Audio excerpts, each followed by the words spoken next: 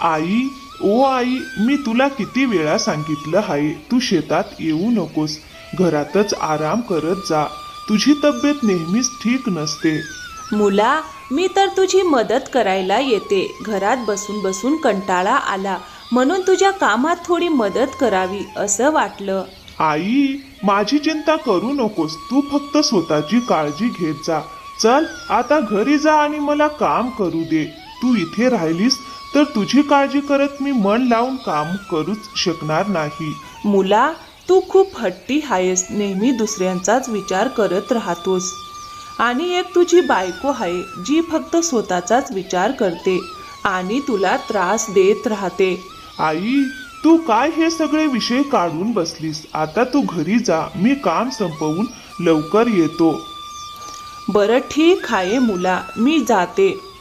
रमणचं ऐकून आई तिथून निघून जाते. तेवढ्यात अचानक तिथे एक साधू प्रकट होतो. हर हर भोले, हर हर भोले, कसा आहेस पुत्र?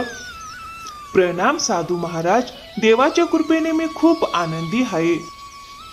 तूच तो आहेस ज्याची ही प्रकृती खूप काळापासून वाट पाहत होती. तुम्ही काय म्हणत आहात? कृपया स्पष्ट सांगा, मला तुमचं काही समजत नाही बाबा. योग्य वेळ येईल, तुझं नशीब तुलाच स्वतःकडे बोलावेल. त्याचा खेळ निराळा आहे. तुझ्या नशिबाचं कुलूप उघडणार आहे. साधू बाबा, तुम्ही माझ्याशी कोड्यात बोलत आहात. मी तर एक साधा माणूस आहे. या सगळ्यांशी माझा काय संबंध?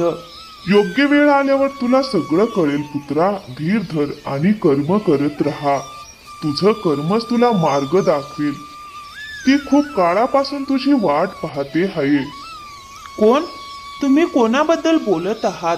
बाबा, मी तुम्हाला या गावात आजवर कधीच पाहिलेलं नाही. तुम्ही कोणी मायावी आहात का? आणि तुम्ही मला नेमकं काय सांगू इच्छिता? साधू बाबा कोणतेही उत्तर न देता तिथून अदृश्य होतात. हे काय? ते बाबा कुठे गायब झाले? मी कुठलं स्वप्न तर पाहत नाही ना? माझ्याच आयुष्यात अशी विचित्र घटना का घडली? हे देवा, तू नेमकं काय इच्छितोस? ठीक आहे, मी सगळं तुझ्यावर सोडतो. तू माझ्यासाठी जे ठरवलं असेल ते चांगलंच ठरवलं असेल. त्यानंतर रमण जमीनदाराच्या घरी मजुरी मागायला जातो. बोल रमण, शेतातलं सगळं काम झालं का? कुठलं काम चोरलं तर नाहीस ना? नाही नाही जमीनदार साहेब, हे तर संपूर्ण गावाला माहीत आहे. मी कधीही माझ्या कर्माशी गद्दारी करण्याचा विचार करू शकत नाही. मग कशासाठी आलास इथे? मी माझी मजुरी घ्यायला आलो आहे. मागील 2 आठवड्यांपासून तुम्ही मला 1 रुपयाही मजुरी दिलेली नाही. मी फार कष्टाने घर चालवत आहे. आता तर धान्यही संपत आलं आहे. तुला काय वाटतं, मी तुझे पैसे घेऊन पळून जाणार आहे का? नाही, माझा तसा अर्थ नव्हता. तुम्ही गैरसमज करत आहात. बघ, सध्या माझी परिस्थिती अडचणीची आहे. शहरात धान्याचा व्यापार करणे फार कठीण झालं आहे. आता तूच सांग, जेव्हा माझ्याकडेच पैसे येत नाहीत तेव्हा मी तुला कुठून देऊ? ठीक आहे, जेव्हा व्यापार चांगला चालू होईल तेव्हा तुम्ही मला सगळी मजुरी एकदम देऊ शकता. तोपर्यंत मी समजेन की माझे पैसे तुमच्याकडे जमा आहेत. एवढे बोलून रमण निराश मनाने घरी निघून जातो. तिथे त्याची बायको सुनीता त्याला टोमणे मारत म्हणते, आलात घरी? आजही रिकाम्या हातानेच परतलात? मला माहीतच होतं तुमच्यासोबत राहून माझी एकही गरज पूर्ण होणार नाही. 2 वेळची भाकरी नीट खाऊ घालू शकत नाहीत तर माझ्या इच्छा कशा पूर्ण करणार? अगं, माझा मुलगा काम करून दमून आला आहे. त्याला थोडा तरी आराम करू दे. तो घरी येताच तो पुन्हा सुरू झाली. सासूबाई, तुम्ही मध्ये बोलू नका. ही आमची पती पत्नीची बाब आहे आणि मी काहीही चुकीचं बोललेली नाही. तुमचा मुलगा अगदीच निकम्मा आहे. सगळ्यांचं भलं करण्यात गुंतलेला असतो आणि स्वतःच्या घरात अंधार करतो. थोडी तरी लाज बाळग सुनबाई.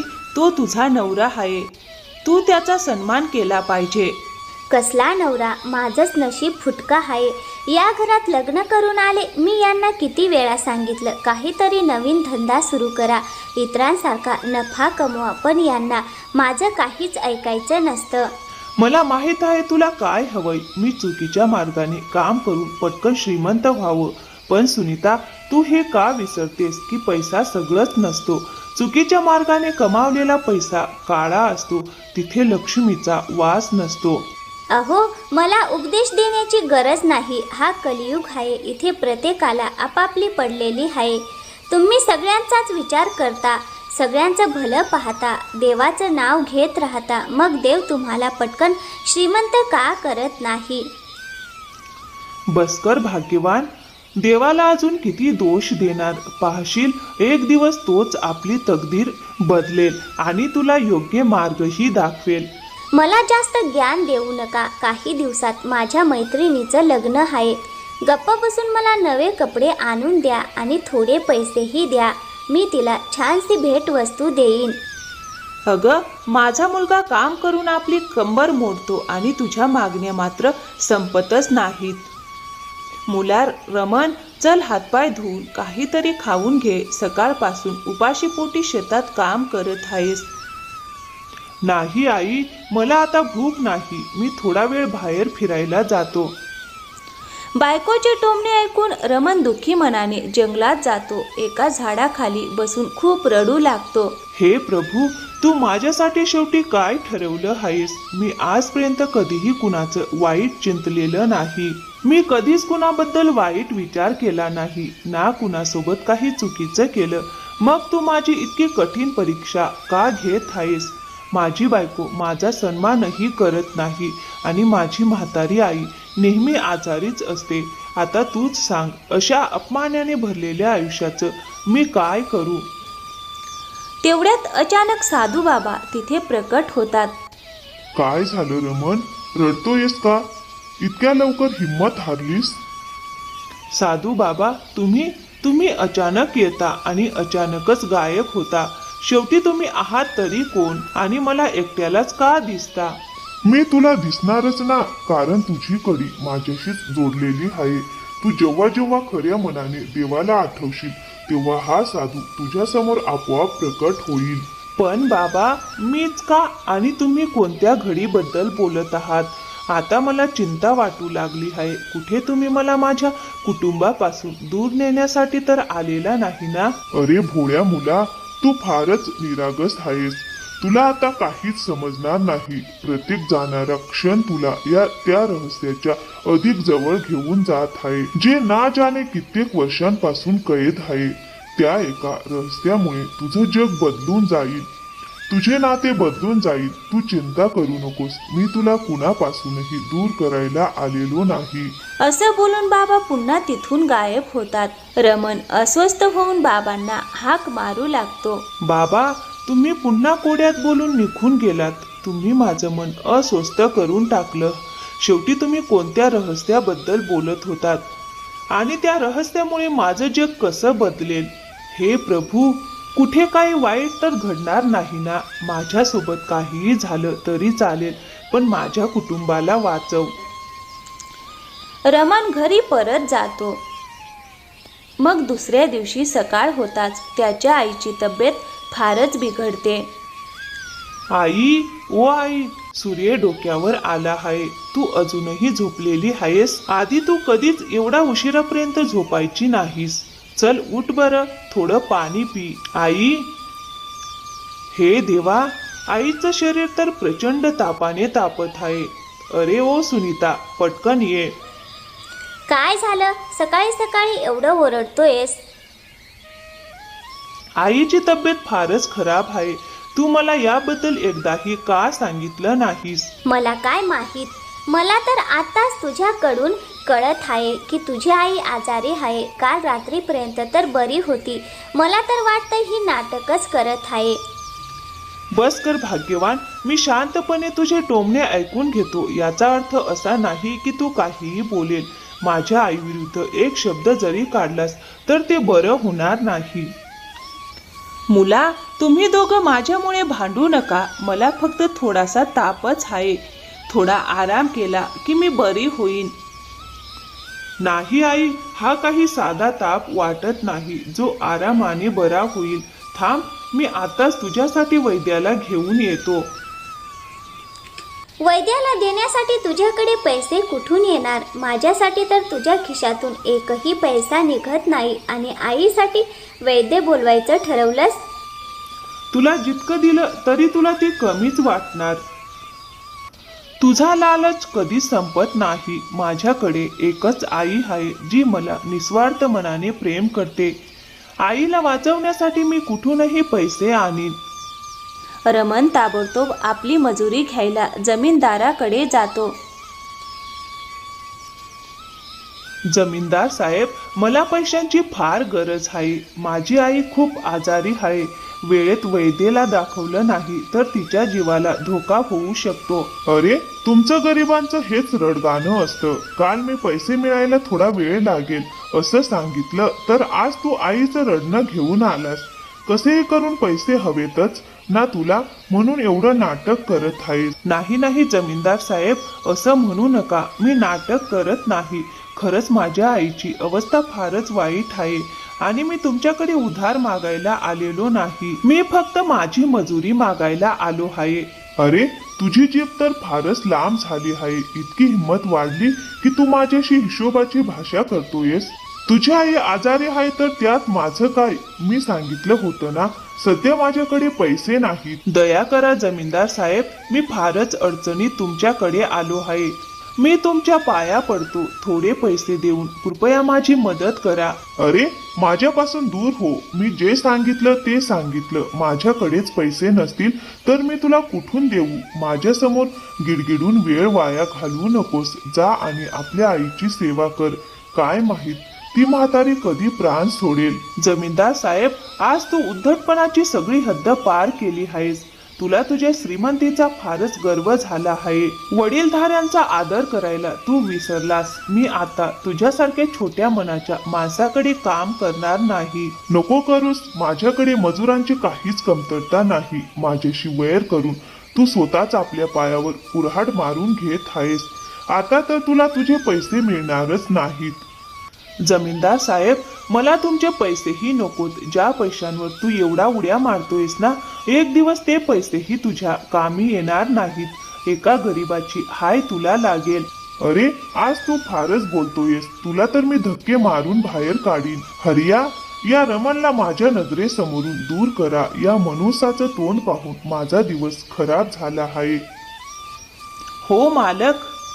यानंतर हरिया रमणला अपमानित करत धक्के मारत जमीनदाराच्या घराबाहेर काढतो. रमण मदतीसाठी संपूर्ण गावभर भटकतो पण कोणीही त्याची मदत करत नाही. कोणीतरी मदत करा. आता मी माझ्या आईला कसं वाचू? सगळे मार्ग बंद झाले आहेत. मी स्वतःला फारच असहाय्य वाटू लागलो आहे. देवा, अशी जिंदगी देण्यापेक्षा तू मला मारून टाक. मी तर माझ्याच माणसांच्या काहीच उपयोगाचा राहिलो नाही. मुला, निराश होऊ नकोस. त्यांच्याकडे सर्व काही आहे. तोच सर्व संकटाचा उपाय आहे. तो जर एखादी अडचण देतो तर त्या अडचणीशी लढण्याची हिंमतही त्याच वेळी देतो. हे लक्षात ठेव. आज तो तुला रडवत आहे कारण उद्या तो तुला मनसोक्त हसवू इच्छितो. ज्या आनंदात मला जन्म देणारी आईच माझ्यासोबत नाही, अशा आनंदाचा काय उपयोग? आईला जर काहीही झालं तर मीही माझा जीव देईन. ती घडी आली आहे जेव्हा मी तुला त्या रहस्यापर्यंत पोहोचवण्याचा मार्ग सांगणार आहे. जर त्या रहस्यामुळे माझ्या आईचं जीवन वाचू शकत असेल तर ते जाणून घेण्यात मी क्षणाचाही विलंब करणार नाही. मग आज रात्री तू जंगलात जा. जंगलाच्या मध्यभागी तुला एक सोनसळी पक्षी दिसेल. तोच तुला त्या मार्गापर्यंत पोहोचवेल. काहीही झालं तरी तुला तुझं ध्येय मिळेपर्यंत त्याचा पाठलाग सोडू नकोस. तो पक्षी फक्त आजच्याच रात्री जंगलात दिसेल. त्यानंतर तो पुन्हा कधी जंगलात येईल हे कोणालाही माहिती नाही. तुझ्याकडे आजची रात्र आहे. सगळं काही नीट करण्याची ही शेवटची संधी आहे. बाबा, तुम्ही सांगितलेल्या सर्व गोष्टी मी नीट लक्षात ठेवीन. पण बाबा, तुम्ही अजूनपर्यंत मला तुमची खरी ओळख सांगितलेली नाही. तुम्ही कोण आहात आणि तुम्ही माझी इतकी मदत का करत आहात? तू आधी तुझ्या नशिबाशी भेट घे. हळूहळू तुला माझी ओळखही कळेल. ज्या दिवशी तुला माझी ओळख कळेल त्या दिवशी तुझ्या मनातील सगळे प्रश्न आपोआप नाहीसे होतील. साधू बाबा रमणच्या मनात आणखीन एक कोडं टाकून अदृश्य होतात. रात्र होताच रमण जंगलात जातो. तिथे त्याला सोनसळी पंखाचा एक सुंदर पक्षी दिसतो. अरे, हा राहिला तो सोनसळी पक्षी. बाबा याच्याबद्दलच बोलले होते, पण हा मला माझ्या नशिबापर्यंत कसा नेईल? रमण उभा राहून हे सगळं विचार करत असतो. तेवढ्यात तो पक्षी आकाशात उडू लागतो. अरे सोनसळी पक्षी, थांब. कुठे पळतोयस? मी तुला काही इजा करायला आलो नाही. थांब.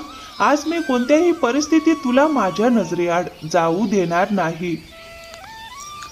रमण घाबरून त्या पक्ष्याच्या मागे धावू लागतो. तो पक्षी एका विचित्र दिसणाऱ्या गुहेबाहेर जाऊन थांबतो आणि म्हणतो, हीच आहे तुझी मंजिल. अरे, तू तर एक पक्षी आहेस, मग तू माणसासारखी भाषा कशी बोलतोस? मी साधा पक्षी नाही, मी एक जादुई पक्षी आहे जो देवाच्या आज्ञेने तुझी मदत करण्यासाठी इथे आलो आहे. तुला तुझ्या ध्येयापर्यंत पोहोचवणं हेच माझं उद्दिष्ट होतं. आता या पुढचा मार्ग तुलाच स्वतः ठरवायचा आहे. मला अजूनही असंच वाटतंय जणू मी एखाद्या परीकथेत जगतोय. माझ्या आयुष्यात अचानक एवढ्या चमत्कारी गोष्टी कशा घडू लागल्या की मी स्वतःच गोंधळून गेलो आहे. हे चमत्कार तुझ्या आयुष्यात अचानक घडत नाहीत. हे सगळं तुझ्या नशिबाशी जोडलेलं आहे. तुझ्या भाग्यात जे लिहिलं आहे तेच घडत आहे. आता तुला तुझ्या प्रश्नांची उत्तरं या गुहेत आत मिळतील. जा, आज जा. मीही आता माझ्या जगात परत जात आहे. अरे प्रिय पक्षा, तुझं खूप खूप आभार. तुझे हे उपकार मी कधीही विसरणार नाही. तू माझी खूप मदत केलीस. यापुढे मी स्वतःच त्या रहस्यापर्यंत पोहोचेन ज्याच्याशी माझं भाग्य जोडलेलं आहे. पक्षी उडून जाताच रमण गुहेच्या आत जातो. तेवढ्यात त्याला एक अदृश्य आवाज ऐकू येतो. ए रमण, मी तुझीच वाट पाहत होतो. परत इथे येण्यासाठी तू खूप उशीर केलास. परत? पण मी तर इथे पहिल्यांदाच आलो आहे. हा अदृश्य आवाज, मी तुम्हाला ओळखत नाही. तुम्ही कोण आहात आणि या गुहेमागचं रहस्य काय आहे? मला एका साधू बाबांनी या गुहेबद्दल सांगितलं आणि इथे मला माझ्या नशिबाशी संबंधित रहस्य कळेल. मला सगळं माहीत आहे आणि तुला आठवत नसेल, पण तू इथे पहिल्यांदाच आलेला नाहीस. आज शतकानंतर तुला पुन्हा पाहून मला खूप आनंद झाला आहे. हे अदृश्य आवाज, कृपया मला मार्गदर्शन करा. मला ते रहस्य सांगा. रमण आपल्या प्रश्नांची उत्तरं विचारत असतो. तेवढ्यात एक तीव्र प्रकाश किरण त्याला स्वतःकडे ओढून घेतो. अरे, हे मी कुठे आलो आहे? इथे तर सुंदर फुलांचा बाग दिसतोय, पण मी तर गुहेत होतो. मग इथे अचानक कसा आलो? हा बाग पाहून तुला काही आठवत नाही का? ही बाग खूपच मनमोहक आहे, पण मला काहीच आठवत नाही. मी इथे आधी कधी आलो होतो का? ही एक जादुई दुनिया आहे. या दुनियेचा मार्ग त्या गुहेतूनच जातो. या बागेतून एक फूल तोड आणि त्याचा रस तुझ्या आईला पाज. ती पूर्णपणे बरी होईल. फक्त एका फुलाच्या रसाने माझ्या आईचा आजार बरा होईल. इथली फुलं खरंच चमत्कारी आहेत. आता लवकर जा. थोडासा उशीरही तुझ्या आईची वेदना वाढवू शकतो. अरे अदृश्य आवाज, तू मला ते रहस्य सांगितलेले नाहीस ज्याच्याशी माझं जीवन जोडलेलं आहे. ते रहस्य जाणून घेण्याची योग्य वेळ अजून आलेली नाही. तुला अजून बरंच काही आठवायचं आहे. त्यानंतर तू त्या रहस्याचा उलगडा करू शकशील. पौर्णिमेच्या रात्री जेव्हा आकाशात पूर्ण चंद्र असेल तेव्हा याच वेळेला तू पुन्हा गुहेत ये. त्या दिवशी तुला सगळी रहस्य कळतील. आता जा आणि तुझ्या आईचा जीव वाचव. रमण ताबडतोब फूल तोडून आपल्या आईचा जीव वाचवायला निघून जातो. त्या फुलाचा रस पिल्यावर आई लगेचच बरी होते. मग दुसऱ्या दिवशी सकाळी सुनीता रमणला विचारते, तू आईला कोणती संजीवनी औषधी दिलीस? काल रात्रीपर्यंत ती उभीही राहू शकत नव्हती आणि आज उड्या मारत संपूर्ण गावात फिरते आहे. काही चमत्कारी वस्तू मिळाली आहे का तुला? नाही सुनीता, हे सगळं माझ्या प्रभूंची लीला आहे.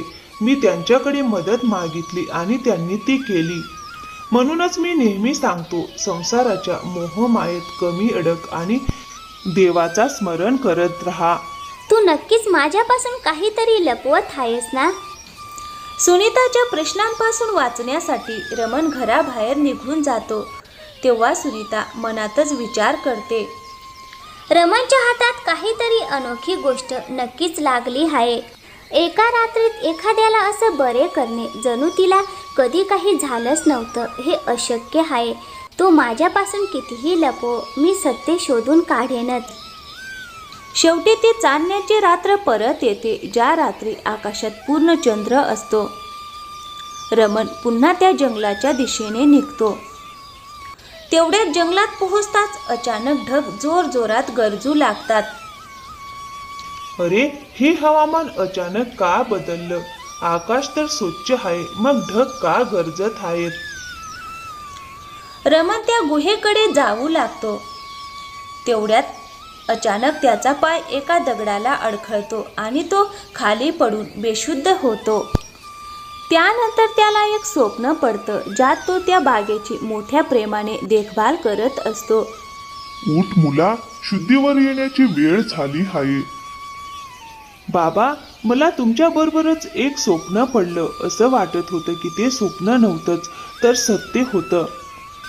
तू बरोबर म्हणतोस, ते स्वप्न नव्हतं, ते तुझं मागील जन्म होतं, जे तू विसरून गेला आहेस. ती घडी आली आहे जेव्हा तुला तुझ्या जीवनाचं रहस्य कळेल. चल माझ्या सोबत ये. मग ते दोघेही त्या जादुई गुहेत पोहोचतात, जिथे ती बाग होती. आता या फुलांना स्पर्श करून बघ, तुला काय जाणवतंय? बाबा, यांना स्पर्श करताच मला आपुलकीची भावना जाणवते आहे. जणू काही मीच मोठ्या प्रेमाने ही फुलं इथे फुलवली आहेत. तू बरोबर बोललास. ही बाग, ही जादुई फुलं सगळी तुझीच आहेत. तू मागील जन्मात ही फुलं इतरांच्या भल्यासाठी फुलवली होतीस. मागील जन्म? हो, मागील जन्मात तू जादुई दुनियेतील एक महान जादूगर होतास, जो फक्त इतरांचाच विचार करत असे. आजारांवर उपचार करण्यासाठी तू फुलांच्या रूपात ही विशेष औषधी तयार केली होतीस.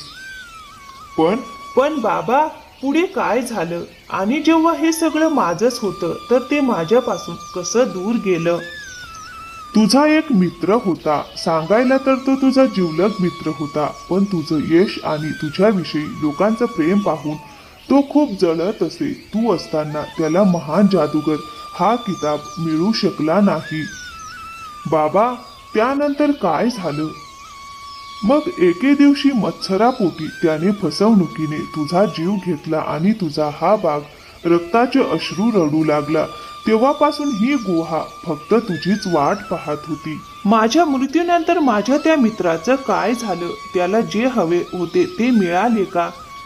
हेही तुला एक दिवस नक्की कळेल. ही गुहा, तिचं रहस्य सगळं काही तुझंच आहे. तू याच्या मदतीने गरजू लोकांची सेवा कर आणि सत्कर्मात स्वतःला गुंतव. आणि कधीही चांगुलपणाच्या मार्गापासून भरकटू नकोस. साधू बाबांचं म्हणणं मानून रमण आपल्यासोबत खूप सारी जादुई फुलं घरी आणतो. त्यापासून तो औषध तयार करून अत्यंत कमी किमतीत गरजू लोकांना देतो. त्यामुळे त्याचं घरही चालतं आणि आजारी लोकांचाही चांगला उपचार होतो. पाहता पाहता रमण जमीनदारापेक्षाही अधिक श्रीमंत होऊ लागतो. मालक, बघा ना, त्या रमणकडे आता खूप पैसा झाला आहे. तो औषधांचा व्यवसाय सुरू करू लागला आहे. मी तर हेही ऐकलं आहे की तो गरिबांना मोफत औषधं देतो. त्यामुळे संपूर्ण गाव त्याची वाहवा करत आहे. तू बरोबर बोलतोस. कोण जाणे त्याच्या हाती काय लागलं आहे. एक वेळ अशी होती जेव्हा तो पैशांसाठी माझ्यासमोर गिडगिडायचा, पण आता तर त्याचे तेवरच बदलले आहेत. मालक, तुम्ही सांगाल तर मी त्याच्यावर नजर ठेवू. कदाचित आपल्या हाती काही खास गोष्ट लागेल. हो, आजपासूनच त्याच्यावर नजर ठेवायला सुरुवात कर. मग रात्री हरिया रमणच्या खिडकी बाहेर उभा राहून त्याला जादुई फुलांपासून औषधं बनवताना पाहतो. त्यानंतर तो जमीनदाराकडे जाऊन सांगतो, मालक, तो रमण एका खास फुलापासून औषधं बनवतो. याशिवाय त्याच्या घरात मला काही वेगळं दिसलं नाही.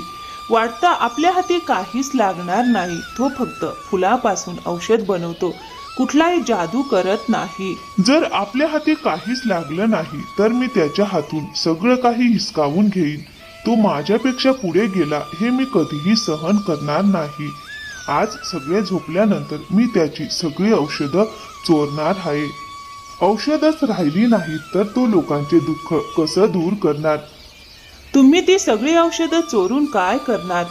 मी ती दुहेरी किमतीत विकेन आणि सर्वात श्रीमंत माणूस बनेन.